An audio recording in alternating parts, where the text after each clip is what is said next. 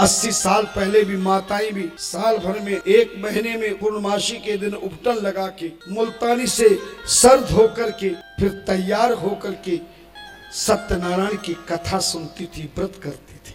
उपटन शरीर की सारी बीमारियां दूर करता। 9 चीजों से उपटन बनता है। अगर बनाना हो तो बता देना, मैं बनाना सिखा दूंगा। पर ना आजकल बनाने की आवश्यकता नहीं, बाजार में बना बनाया मिल जाता है। 1 महीने में 1 बार शरीर पर उपटन लगाना, मगर उपटन बालों में नहीं लगाना। मगर हमारे हिंदुओं में तो केवल जिस दिन दूल्हा बनता है ना, बस उसी दिन उपटन लगाता है। और मैंने देखा शादियों में कितना काला दूल्हा हो, जब उपटन लगा के उसको दूल्हा बना दिया जाता है, कितनी अकड़ आ जाती है उसमें।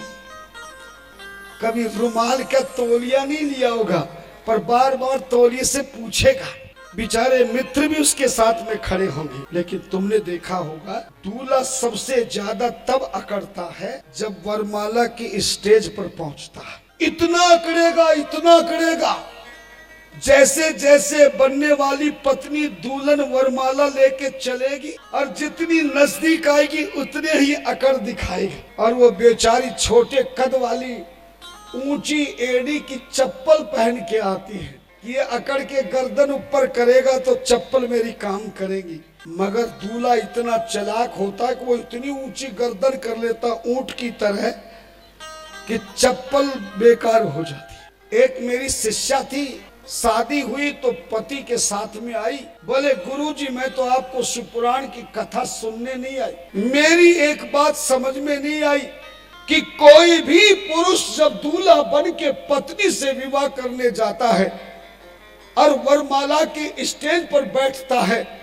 जैसे जैसे दुल्हन आगे बढ़ती वो अकड़ता क्यों है। अब मैंने कहा ये शिवपुराण में तो कहीं लिखा नहीं, पर जवाब तो देना ही पड़ेगा। मैंने कहा बेटा वो दूल्हा बन करके दुल्हन की वरमाला के समय इसलिए अकड़ता है, वो जानता है कि मेरी जिंदगी की आखिरी अकड़न है। जितना अकड़ना है उतना अकड़ ले बेटा।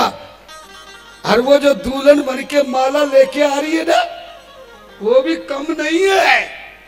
मगर उस समय इतनी भोली हो जाती है, इतनी सीधी दखती है कि अपनी गर्दन भी ऊपर नहीं करती। मैंने कहा बेटा वो दुल्हन गर्दन इसलिए ऊपर नहीं करती, इसलिए चुप रहती है। वो भी कहती बेटा आज अकड़ ले, कल से तेरी अकड़ निकालना मैं शुरू करूंगी और बुढ़ापे तक तो इतनी अकड़ निकाल दूंगी कि तू लाठी के सहारे के बिना चल नहीं सकेगा। और आदमी की अकड़ पत्नी ही निकाल सकती है महाराज। हाँ दानिना। और ऐसा नहीं कि ये अकड़ने का रिवाज हमारे कलयुग में है। राम कथा में भी बड़ा सुंदर विवरण सुनाते हैं विद्वान कि जब राम जी ने धनुष तोड़ दिया और सीता जी वरमाला लेके आई तो लक्ष्मण जी ने भगवान राम को कोनी मारी। बोले भाई साहब अटेंशन।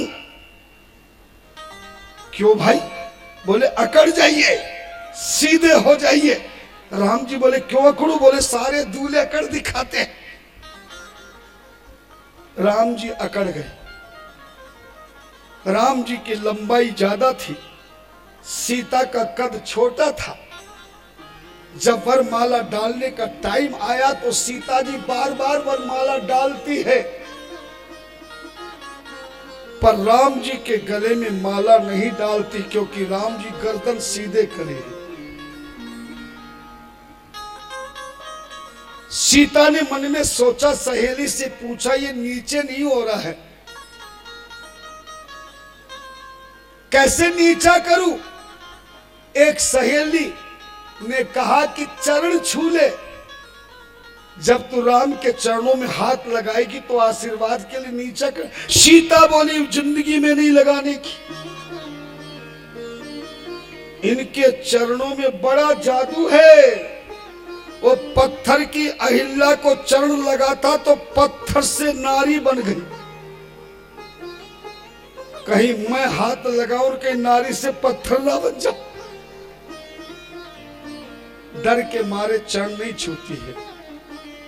तब याद आया कि जब धनुष नहीं टूटा, मेरे पिता ने ऐलान कर दिया, वीर विहीन मही में जानी, चले जाओ राजा, अब शादी कैंसल।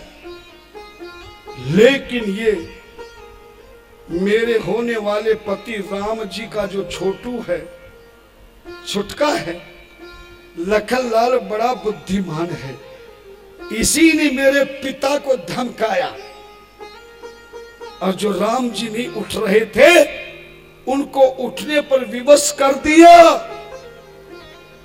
और जब राम नहीं उठे तो गुरु जी को कहना पड़ा, उठो राम भंजन भवतापा, मेटहु तात जनक परितापा। इसने धनुष तोड़वाया मेरा। आज मौका इसी की वजह से आया। तो सीता जी लक्ष्मण की ओर देखने लगी, इशारों इशारों में कहने लगी, भैया तूने मेरा धनुष तूने तोड़वाया था, अब ये वरमाला और डलवा दे, राम जी को झुका दे। लखनलाल बोले कदापि नहीं झुकाऊंगा, राम जी झुके तो तू वरमाला डाल देगी और मेरी जिंदगी खराब हो जाएगी। सीता मन ही मन बोली, तेरी जिंदगी मेरी वरमाला डालने से कैसे खराब होगी। सीता ने मन ही मन पूछा कि कैसे जिंदगी खराब होगी। लखनलाल मन ही मन बात कर रहे हैं। माता से बोले, मां जब तू वरमाला डाल देगी, वरमाला डालते ही तू हमेशा के लिए राम जी की पत्नी बन के साथ रहेगी, तो फिर राम जी से मुझे दूर होना पड़ेगा और मैं राम जी से जिंदगी में एक पल के लिए भी दूर नहीं होना चाहता। संत कहते हैं माता सीता ने उसी समय मन ही मन लक्ष्मण को कहा, लखनलाल अगर मेरी वरमाला डालने से राम से विवाह होने पे तुझे डर लग रहा है कि मैं तुझे राम से अलग कर दूंगी, पर जा मैं तुझे राम के चरणों को साक्षी करके वचन देती हूं, तू मेरी वरमाला डलाकर राम जी की धर्म पत्नी बना दे, मैं सहयोग कर, मैं तुझे वचन दूंगी देती हूं, मैं भले राम से कभी जिंदगी में अलग हो जाऊंगी पर तुझे जिंदगी में कलम अलग नहीं।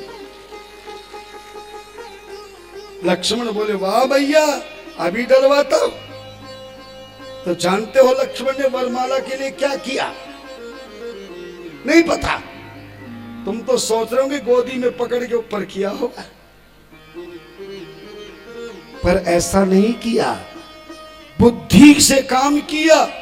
लखनलाल जी ने राम जी के चरणों में, राम जी वरमाला लेके खड़े थे, सीता जी वरमाला लेके खड़ी है और लखनलाल उसी समय राम जी के चरणों में दंडवत प्रणाम करके लेट गए। राम जी ने कहा, लखनलाल तू ये क्या कर रहा है? बोले भाई साहब कर कुछ नहीं रहा हूं, आपने धनुष तोड़ा तो मैंने बधाई नहीं दी थी, कांग्रेचुलेशन दे रहा हूं। अरे बोले कांग्रेचुलेशन तू पढ़ के बोले और क्या, मैं तो आपके चरणों का दास हूं और दास तो प्रणाम करके ही कांग्रेचुलेशन देता, बधाई देता है। राम जी बोले तो खड़ा हो जा, हो गई बधाई। लक्ष्मण बोले, भाई साहब कोई भी छोटा बच्चा अपने माँ के सामने गिरना तो जानता है पर अपने आप उठना नहीं जानता। जब जब भी लक्ष्मण गिरा है आप ही ने मुझे उठाया है, तो मैं चरणों में गिरना तो जानता हूं पर चरणों से उठना नहीं जानता। और जो चरणों से अपने आप ना उठ सके उसे जिसके चरणों में लेटा उसको खुद उठाना पड़ता है। राम जी बोले गड़बड़ हो जाएगी। बोले मुझे मालूम नहीं, गड़बड़ हो या सही हो महाराज, ये तुम्हारा मामला है। धनेरा संत कहते हैं राम जी ने जैसे ही लक्ष्मण को उठाने के लिए नीचे झुके, लक्ष्मण ने गिरे गिरे कह दिया, बोलो सियापति रामचंद्र की। और उसी समय सीता जी वरमाला डाल दी, राम जी ने वरमाला डाल दी और लक्ष्मण को आशीर्वाद दे दिया, लक्ष्मण तू सदैव मेरे साथ रहेगा, तेरे सिर पर मेरा हाथ रहेगा।